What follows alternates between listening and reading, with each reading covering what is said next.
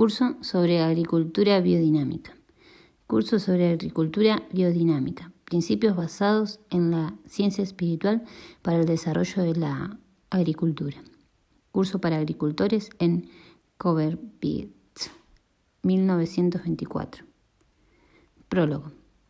En junio de 1924, Rudolf Steiner llamó la atención ante los asistentes al curso de agricultura sobre las últimas reminiscencias de la sabiduría campesina y sobre las actitudes que posibilitaron al hombre de campo durante más de un milenio acceder a los estratos sutiles y esenciales de la naturaleza.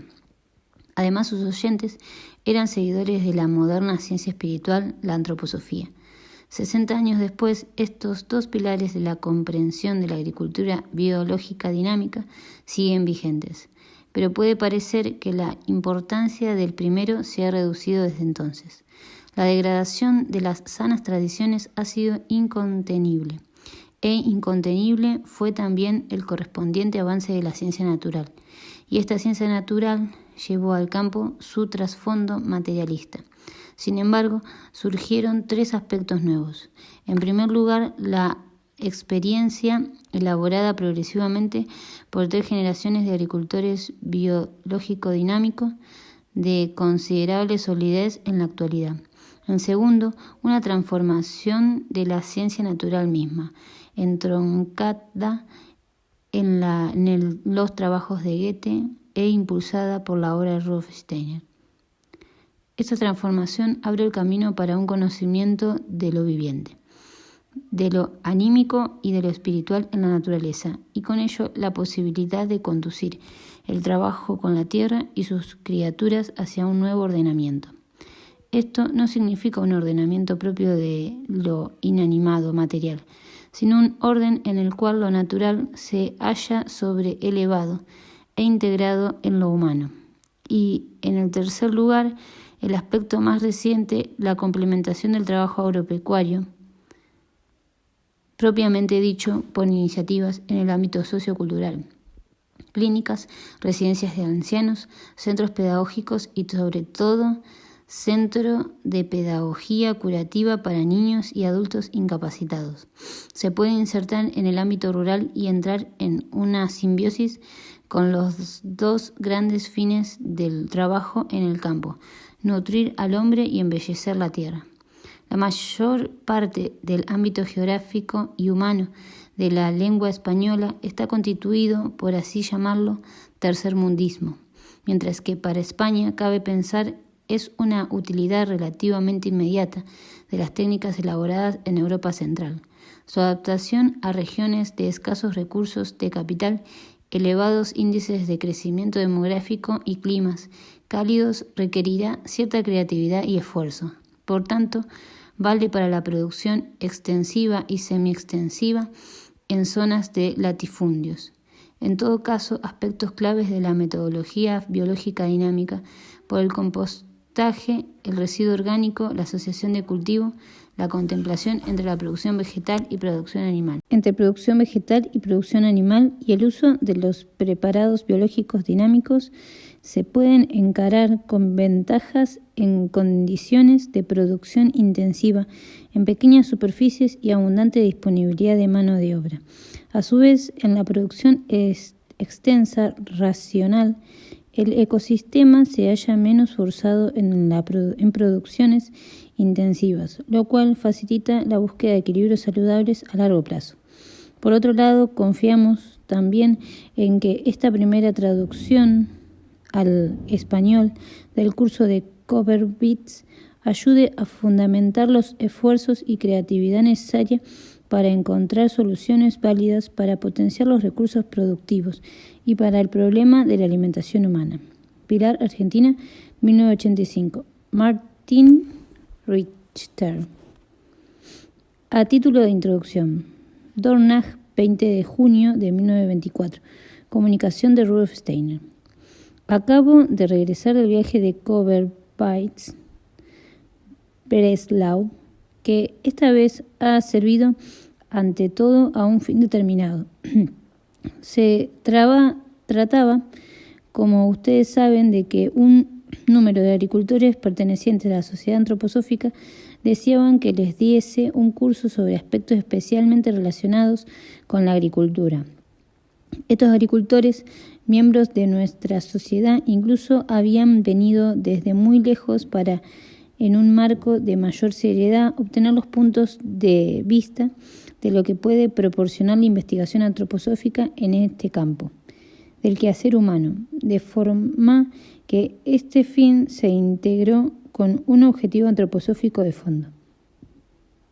Naturalmente, en un campo de la vida tan práctico, había que dar también puntos de vista para el trabajo, y no solo alguna teoría. Por eso se esperaban consejos prácticos. Pues bien, este acontecimiento fue en sí completo y sumamente satisfactorio para los participantes de este curso sobre agricultura e incluso para aquellos miembros de la comisión directiva del Getanum que pudieron estar presentes, como la señora Steiner, la señorita Brede y el doctor Bachmu. Gracias a la hospitalidad de nuestro querido amigo, el conde Keyserling, que ofreció su castillo de Copperbitz. Y se puede decir que fue una acogida con un espíritu eminentemente antroposófico. Los asistentes no fueron simplemente invitados a sentarse para escuchar las conferencias, sino que se atendió y sirvió generosamente a todos los participantes en un lugar distante, de Breslau a 45 minutos de viaje en automóvil, lo que no era precisamente poca cosa. Además, la reunión superaba los 100 participantes que decían ser atendidos todos los días. La gente llegaba, por lo general, a eso de las 11 de la mañana a Copperbitz, que pues, como no podía estar alojados allí, llegaban a ese lugar desde Breslau. Y entonces comenzaba la conferencia que duraba hasta la 1. Después de la conferencia se servía enseguida un refrigerio y los asistentes podían hacer uso de casi todo el castillo y sus dependencias tan notables. Eso duraba hasta la 1:30 o 2 menos cuarto. Luego seguía un intercambio de ideas sobre cuestiones agrícolas hasta las 3. Esa fue la forma de las reuniones desarrolladas en Copperbitz a lo largo de 10 días. Ustedes ven, pues, cuán generosa fue la acogida. Por otra parte, debo decir que a pesar de todo no les fue fácil a la condesa y al conde Keyserling realizar este curso, ya que desde hacía mucho tiempo se lo había prometido una y otra vez, pero no me fue posible ir. Por eso el sobrino del conde Keyserling estuvo aquí en Dornach con ocasión de las jornadas de Navidad, con la consigna de que no volviera a casa sin la promesa formal de que el curso se fuera a efectuar en la primera mitad del año entrante. Bajo estas premisas apareció entonces aquí el sobrino, que también en otros órdenes ha llevado a cabo cosas notables en este mundo, y habló realmente en forma tan seria que yo le dije que el curso tendría lugar tan pronto como fuera posible. Pues bien, al no poder ser antes, tuvo lugar para el Pentecostés. Fue una hermosa fiesta de Pentecostés, una fiesta de Pentecostés verdaderamente antroposófica. Hay algo muy especial en el entorno de la finca de Copperbitz y alrededores. La finca de Copperbitz tiene una superficie cultivable de 7.500 hectáreas. Es una de las más grandes de la zona. Por consiguiente, allí puede verse mucha agricultura y fue mucho lo que vimos porque todo se nos enseñó con la mayor deferencia. Hay algo que inmediatamente salta a la vista cuando uno llega a Copperbitz y va por primera vez al lavabo. Se nota inmediatamente que hay hierro en el agua, pues el subsuelo de Copperbitz tiene hierro. Y pienso realmente que este suelo podía tener las más diversas aplicaciones porque es extraordinariamente rico en dicho elemento. hallé una presencia de hierro por doquier, y por eso dije ya a mediados del primer día, para saludar a la gente de la casa, que nada más llegar a Coverbits, a uno se llama particularmente la atención que todo es de hierro. Ya el sobrino era de hierro, con sus exigencias, cuando apareció aquí para Navidad. El suelo está impregnado de hierro y allí reina algo así como una persecución consciente de los objetivos, algo enérgico, de modo que no pude menos que decir la condesa de hierro y el conde de hierro, y de hecho había algo férreo en la actitud moral imperante. En el curso traté ante todo de desarrollar cuáles son las condiciones para que prosperen los distintos aspectos de la agricultura. Se dan en este contexto algunas cuestiones verdaderamente interesantes, como el crecimiento vegetal, la ganadería, la silvicultura, la horticultura y otros. Y luego, lo más interesante, los secretos del abonado, que son extraordinariamente reales. Para todo esto desarrollé primero los principios de las relaciones omniabarcantes, que en la época actual resulta ser especialmente significativa, porque créase o no, justamente la agricultura, que ha apartado del modo más notable, más que ninguna otra, de los principios racionales bajo el imperio de la visión materialista del cosmos. Y apenas hay alguna persona que no esté enterada de que en el curso de los últimos decenios ha cundido en la agricultura una situación tal que todos los productores de los cuales vive realmente el hombre degeneran de manera extraordinariamente acelerada. De tal forma, esto es así, que en la actualidad, en la época de transición de Kali Yuga, la era de la luz, no solo está degenerada el desarrollo moral de la humanidad en su evolución, sino que a consecuencia de lo que ha hecho el hombre de la tierra y con lo que está inmediatamente por encima de la misma, ésta se halla en un proceso de rápida degeneración, que hoy en día está establecido estadísticamente y se comenta en las sociedades agrícolas, por ejemplo, ante el cual el hombre está impotente. Así es como hoy incluso el agricultor materialista, siempre que no se haya totalmente insensibilizado, que piense un poco sobre las cosas que se manifiestan ante él diariamente, al menos de año en año, puede prever en cuantos decenios los productos habrán degenerado un punto tal que ya no podrán servir de alimento al hombre en el curso de este siglo. De modo que se trata de una cuestión, diría, eminentemente cósmica, terrestre. Justamente en el caso de la agricultura se evidencia la necesidad de cobrar fuerzas del espíritu, que hoy día son totalmente desconocidas y que no solo tienen el sentido de mejorar en cierta forma la agricultura, sino que de permitir la vida del hombre sobre la tierra también en un sentido físico, pues el hombre tiene que vivir de lo que la tierra sustenta. Se trata, por tanto, de un tema capital, y los principios que luego fueron indicados por los cuales se desarrollan las plantas en toda su diversidad, así como los animales, los principios según los cuales se debe abonar, se debe eliminar las malas hierbas, según los cuales pueden eliminarse de la agricultura de plagas dañinas y los parásitos pueden combatirse las enfermedades vegetales. Todas estas son hoy día cuestiones de extraordinaria actualidad en el campo de la agricultura. Después de comentar estos principios, pasé a ver que es necesario hacer primero para propiciar una reforma de la fertilización y de la lucha contra las malas hierbas y las plagas, los parásitos y las enfermedades de los vegetales. Entonces, en conexión con el curso y con las conversaciones que seguía el curso, todos los días se formó un círculo. según denominada por el conde Keyserling, compuesto por los agricultores antropósofos, allí reunidos, deseosos de trabajar en contacto más estrecho con la sección de Ciencias Naturales del Getanum.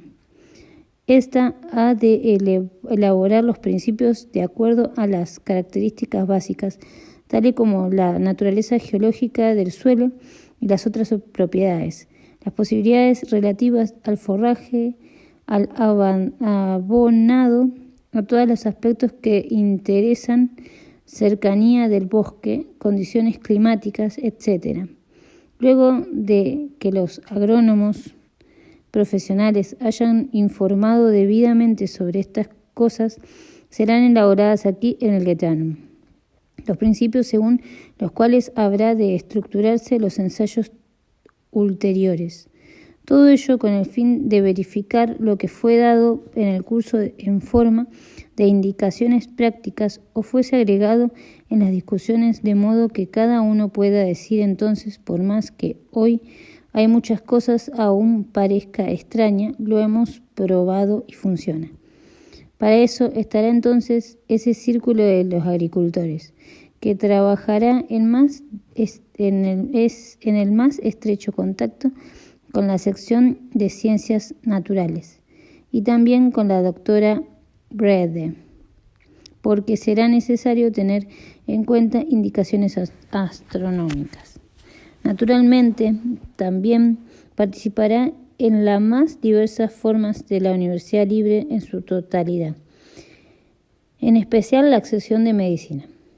De acuerdo con las intenciones elaboradas por nuestros amigos durante el curso, en particular por el conde Keyserling y el señor Stegemann, esperamos que la cuestión tome un derrotero, también en el campo práctico, más favorable que muchas otras iniciativas que bajo otros auspicios menos calificados han emprendido algunas personas.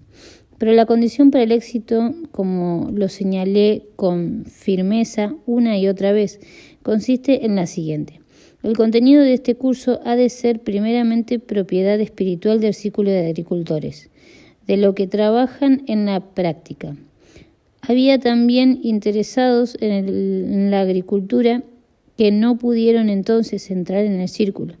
A esto les fue ordenado expresamente que no siguieran la vieja costumbre antroposófica de contar y transmitir todo a todo el mundo, porque las cosas solo pueden adquirir importancia en la práctica si el contenido del curso permanece en primera instancia dentro del círculo profesional, si lo prueban primero los agricultores.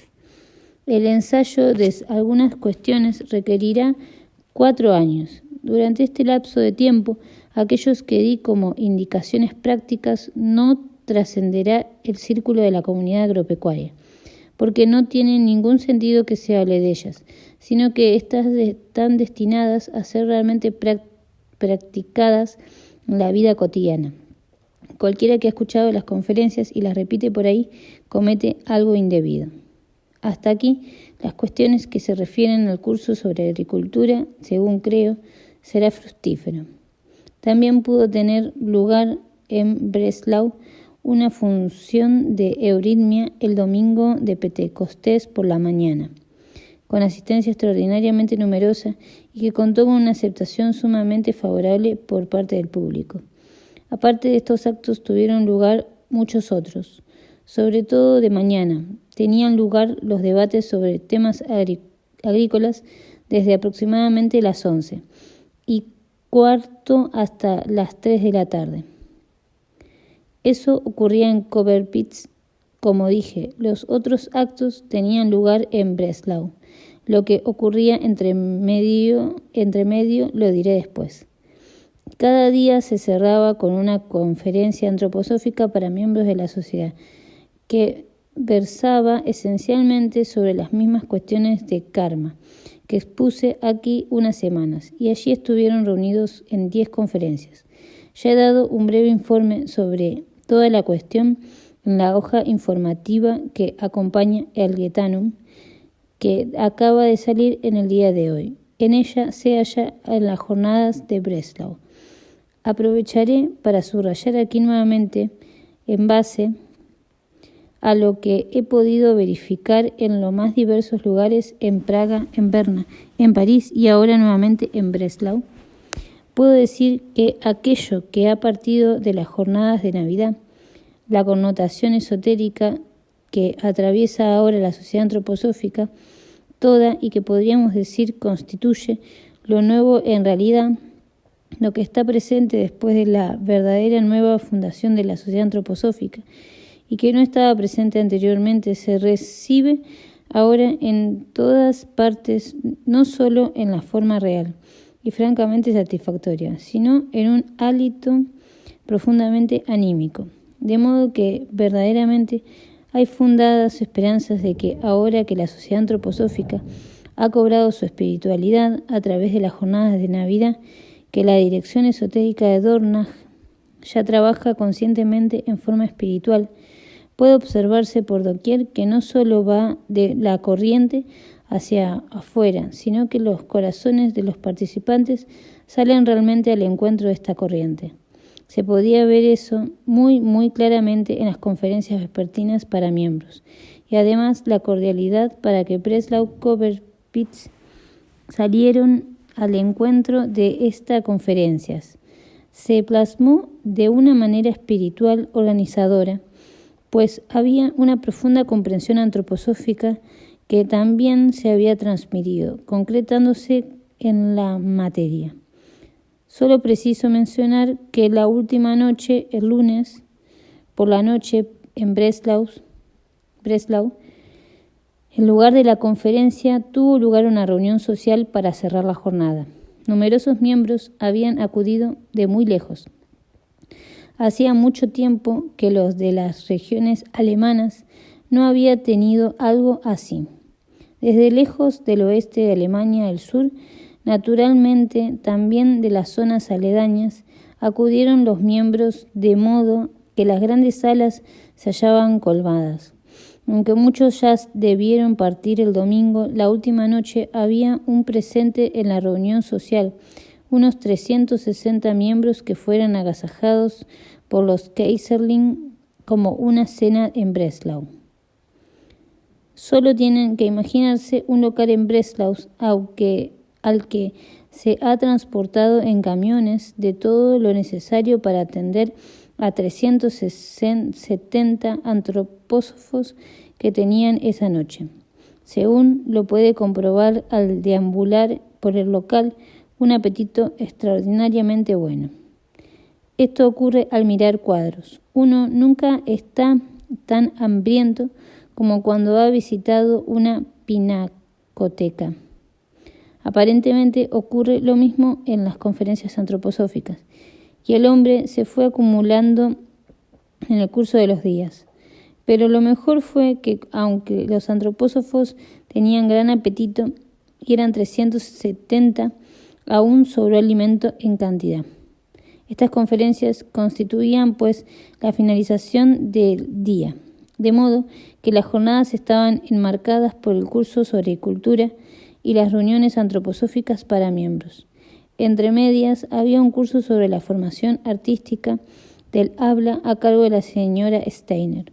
Hubo 2 horas de clase para el grupo de jóvenes en Breslau y el último domingo hubo algo más. Vino el señor Kugelmann con su elenco de actores, que han iniciado una nueva forma de arte escénico siguiendo las indicaciones del curso sobre el habla que tuvo lugar hace 2 años aquí en el Goetheanum y nos presentó Ifigenia, lo cual fue en primer lugar algo realmente muy prometedor respecto a todo lo que ha surgido del curso sobre el habla. El tiempo estuvo real y plenamente ocupado, pero por una parte así fue posible contar con diversos aportes para los miembros que durante largo tiempo estuvieron completamente privados del poder participar de un acontecimiento antroposófico. Entre estos actos se hallaban luego las visitas a las fincas, donde se podía observar de forma natural lo que en todos los órdenes se manifiesta tan claramente en Europa Central, La ruina absoluta de la economía. Me refiero a la actividad económica en general. La finca de Coverbits, una excelentemente administrada. La agricultura tiene que continuar, claro está, pero la vida económica realmente se halla en un estado terrible en Alemania. El lunes terminaron las actividades, creo que a las 11 de la noche. El martes puede viajar a Jena Lautein, donde cierto número de nuestros amigos jóvenes, junto a la señorita Ilse Nauer, están creando un instituto terapéutico pedagógico, no solo para niños escasamente dotados, sino para los que presentan verdaderas enfermedades constitucionales y han de ser educados y conducidos en su desarrollo tanto como sea posible. Este instituto se halla, como dije, en proceso de fundación. Pude inaugurarlo de alguna manera y ver cómo se incorporan los primeros niños, de modo que, por así decirlo, he podido encaminar esta iniciativa de Lautein cerca de Jena. Luego he venido aquí pasando por Stuttgart, lo que, dejando de lado todo lo demás, el motivo de extraordinaria preocupación en Stuttgart es el Colegio Waldorf, que en el aspecto pedagógico, didáctico, espiritual, realiza progresos extraordinarios. Lo económico es francamente desolador. Imagínense ustedes que esta mañana, por ejemplo, he debido disponer de 2 divisiones de 5º grado. Se reordenen para que haya 3, de modo que ahora tenemos el 5º grado a 5º A, 5º B y 5º C. También el 6º grado lo tenemos en 3 divisiones. A la mayoría de los grados lo tenemos en 2 divisiones, incluso en los años superiores. Tenemos más de 800 alumnos en el Colegio Waldorf. La cuestión progresa extraordinariamente, bien en el aspecto pedagógico didáctico y también en el aspecto espiritual. Pero en lo económico del Colegio Waldorf es francamente desolador. Realmente desolador en el más profundo sentido de la palabra. Tengan en cuenta ustedes que teníamos el Colegio Waldorf un presupuesto mensual de 6.000 a 8.000 marcos en las semanas previas a Navidad, lo cual equivale ahora a un presupuesto mensual de 25.000 a 27.000 marcos como consecuencia del extraordinario aumento de los precios de los productos alimenticios en Alemania. Eso naturalmente es terrible y desde hace algún tiempo nos hallamos ante la situación financiera de que de ese presupuesto mensual del 25 al 27.000 marcos faltan por cubrir de 15.000 a 17.000 marcos, con lo cual tenemos que contar con un déficit mensual de los próximos tiempos de 15.000 a 17.000 marcos oro. Se trata de una gran preocupación que oprime el corazón, pues todo está dispuesto. Hay un cuerpo docente que incluye a más de 40 maestros y más de 800 alumnos. Todo esto ya es difícil mantener, pero lo es más en las circunstancias económicas imperantes de Alemania. Ahora ha sido posible cubrir, gracias a la voluntad del sacrificio de algunos amigos antroposóficos, 10.000 marcos del déficit mensual para los primeros 3, 4 o 5 meses, de modo que quedarían por cubrir aún los 6.000 o 7.000 marcos mensuales de estos meses. Estos podrán ser cubiertos, claro está, pero mis queridos amigos, cuando se trata de cuestiones que debieran ser manejadas en forma algo práctica, lo cierto es que la sociedad antroposófica impera un comportamiento bastante poco práctico.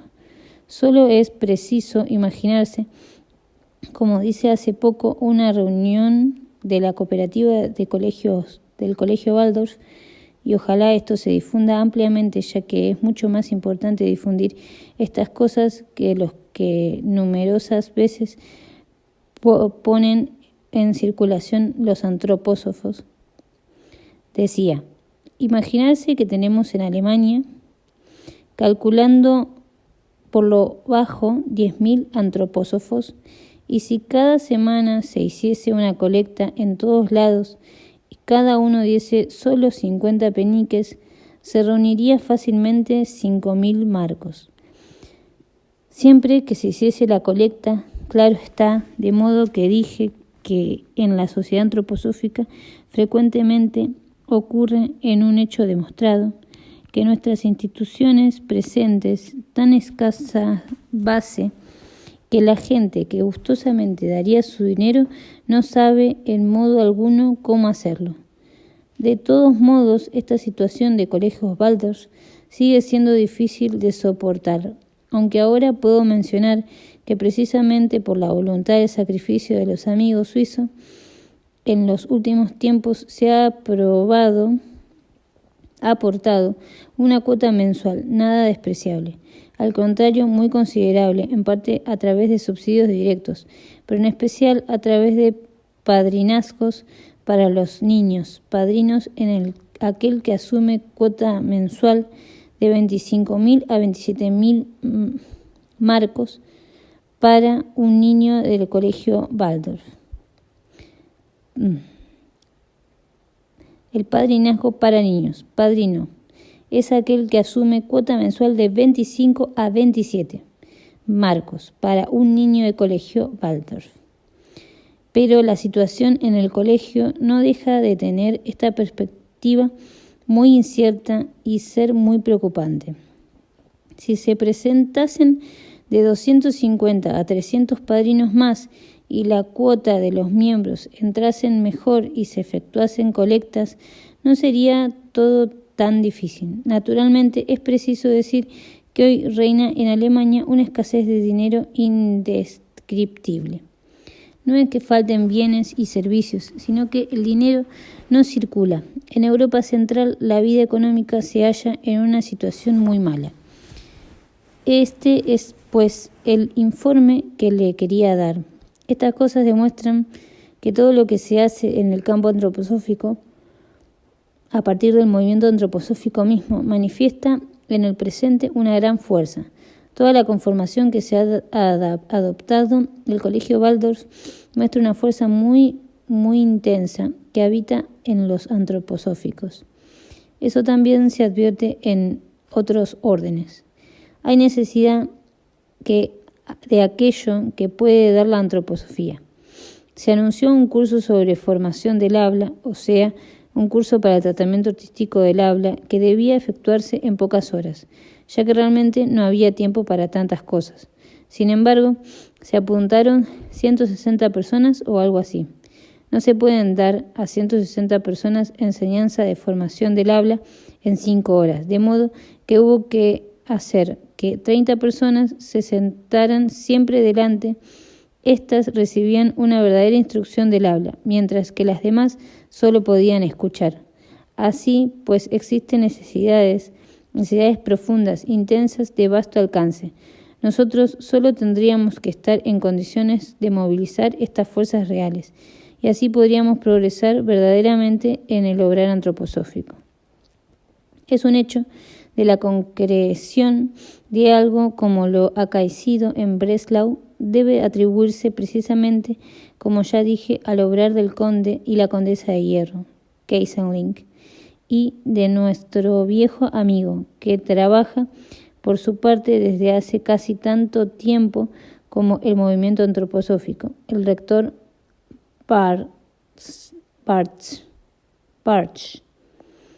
el cual comenzó a ser antropósofo cuando era joven y ahora es rector escolar jubilado, pero que sigue sintiéndose tan joven junto a otros en que las palabras de la presentación y bienvenida que me dirigió en la primera noche de la reunión de miembros tras la conferencia me llamó el padre, hecho que tuvo que pagar muy caro durante los 10 días siguientes.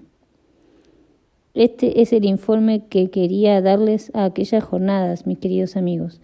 Jornadas que han de interesarles sin duda, porque quizás ahora se logre, partiendo de lo antroposófico, aportar algo que entre directamente de la vida práctica al ámbito agrícola.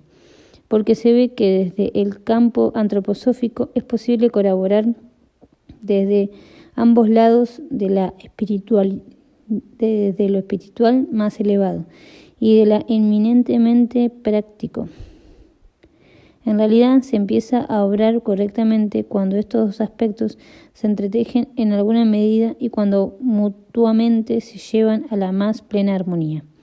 Los errores que pueden sobrevenir muy fácilmente en el obrar antroposófico surgen precisamente debido a que, por un lado, aquello que es espiritual no entra verdaderamente en lo real, sino que permanece en una especie de estado teórico, o diría, en una especie de fe en las palabras, ni siquiera en los pensamientos, sino en las palabras, y debido a que, por otro lado, no sea posible asimilar de forma correcta la verdad de que lo espiritual puede realmente participar en las acciones prácticas inmediatas.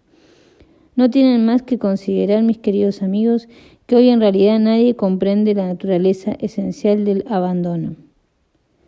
Ciertamente se practica en forma instintiva, siguiendo tradiciones de origen antiguo, pero la comprensión de lo que en realidad es esencial en el abonado no la tiene nadie hoy día. En el fondo, no hay nadie que sepa, salvo aquellos que pueden saber a partir de lo espiritual, lo que significa realmente el abono de la tierra cultivada, y porque es necesario e imprescindible en ciertas regiones y cómo se ha de manejar. Por ejemplo, no hay nadie que sepa hoy en día que todas las formas inorgánicas de fertilizantes son justamente lo que contribuye de manera esencial a esa generación de la cual he hablado, a ese empeoramiento de la calidad de los productos agrícolas. Porque hoy todos piensan simplemente que para el crecimiento vegetal se precisa una determinada cantidad de nitrógeno, y la gente halla que es totalmente indiferente la forma de preparar el nitrógeno y de dónde venga. Pero no es así, sino que realmente este nitrógeno y nitrógeno, entre el nitrógeno tal como se halla en el aire junto al oxígeno, entre ese nitrógeno no muerto y el otro nitrógeno existe una gran diferencia. Ustedes no negarán, mis queridos amigos, que hay diferencia entre una persona que anda viva por ahí y un cadáver humano. Uno está muerto, el otro está vivo y dotado de un alma. Lo mismo ocurre, por ejemplo, para el nitrógeno y las otras sustancias.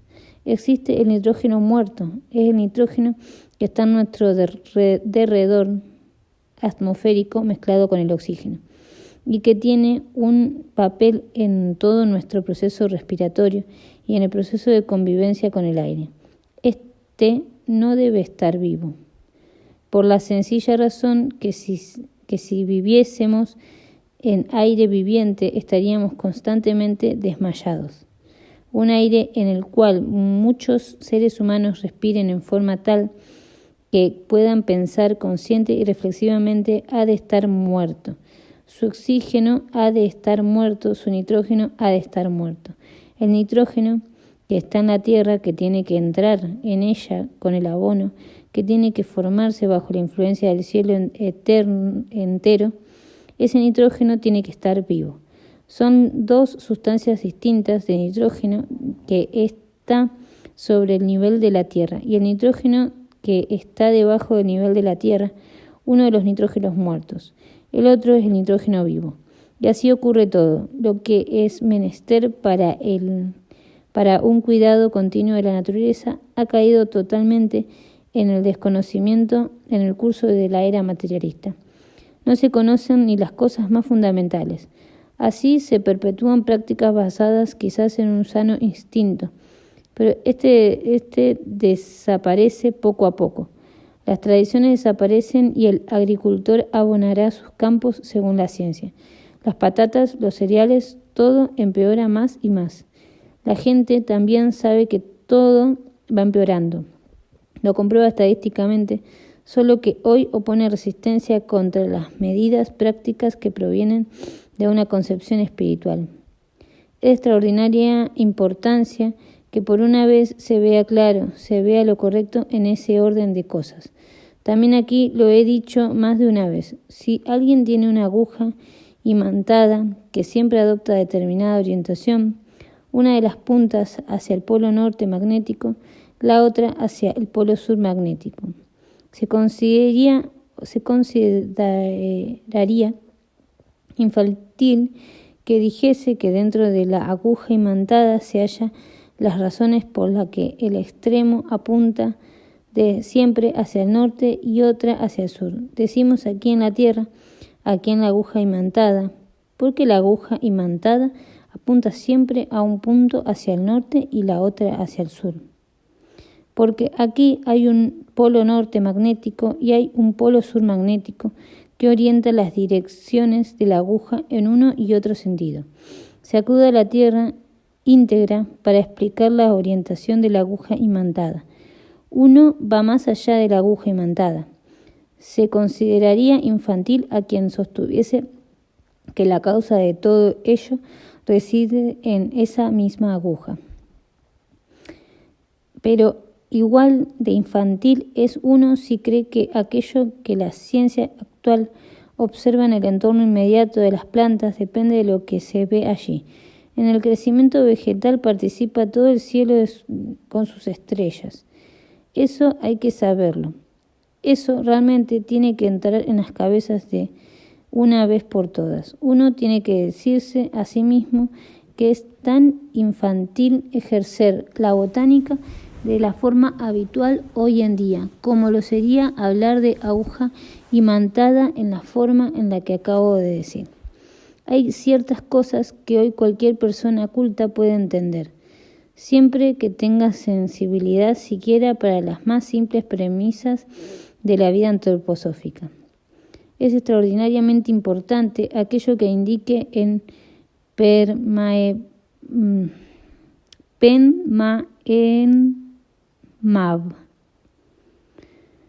por vez primera del año pasado. La gente ni siquiera sabe hoy en día cómo se alimentan el hombre y el animal, no por hablar de una planta. La gente cree que la alimentación consiste en que el hombre come las sustancias de su alrededor, que la mete en la boca y luego llegan al estómago, que se deposita una parte y otra parte se va. Luego la parte que se ha depositado es consumida y por tanto también se va, y que luego es reemplazada nuevamente. Actualmente imaginamos la alimentación de una forma totalmente superficial. No es cierto que huesos, músculos y demás tejidos sean construidos por los alimentos que el hombre incorpora a través de su estómago. Eso solo vale realmente para la cabeza humana.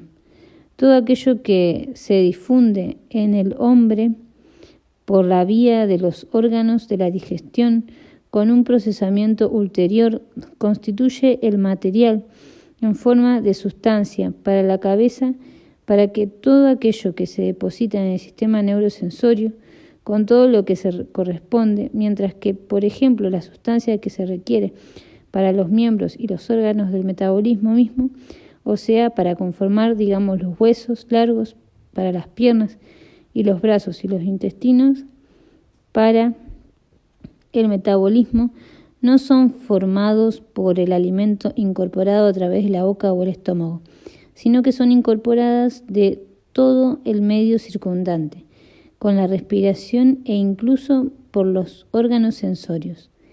En el hombre tiene lugar constantemente un proceso tal que lo incorporado a través del estómago fluye hacia arriba y es utilizado en la cabeza, lo que es incorporado de la cabeza y correspondientemente en el sistema neurosensorio.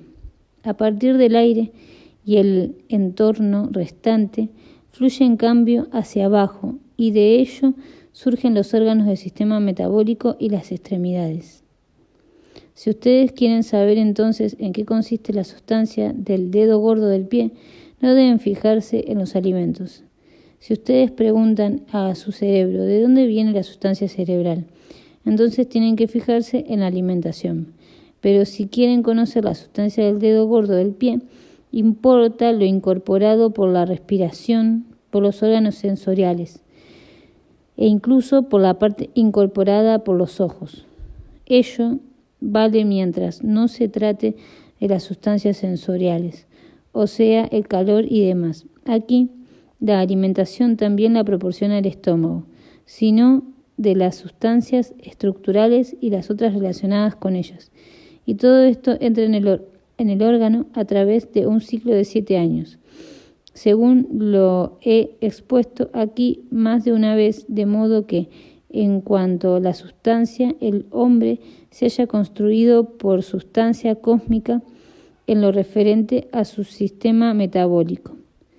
Es decir, los órganos correspondientes, solo el sistema neurosensorio está edificado con sustancias telúrica, terrenal. Pues bien, vean ustedes que este es un hecho de gran importancia, de una importancia tan fundamental que solo con su conocimiento puede la vida física del hombre y el animal ser juzgada cabalmente. Y nada de esto se da en la ciencia actual, ni siquiera los recursos para saber algo así. No es posible saberlo por la ciencia actual, no porque si la ciencia actual trabaja con sus recursos en modo alguno puede llegar a ese punto. Es imposible, no tiene la menor perspectiva de alcanzarlo. Estas cosas debieran ser consideradas a fondo. Por no hacerlo hoy día tenemos esta separación entre la teoría y la práctica. La práctica actual está vacía de espíritu, es una mera rutina. Pero aquello que viene realmente del espíritu no es práctico, sino que se torna eminentemente práctico.